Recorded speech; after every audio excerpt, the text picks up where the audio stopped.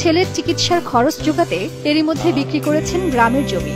সবকিছু হারিয়ে উঠেছেন ঢাকার কেরানীগঞ্জের এক রুমের ভাড়া বাসায়। সেখানেও বাকি 8 মাসের ভাড়া।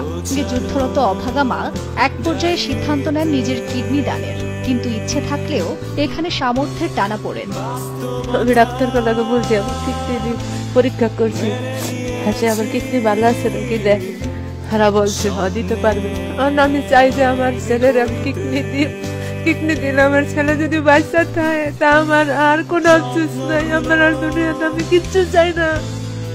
এক জীবনে মানুষের সকল স্বপ্ন পূরণ হয় না, এই তো স্বাভাবিক।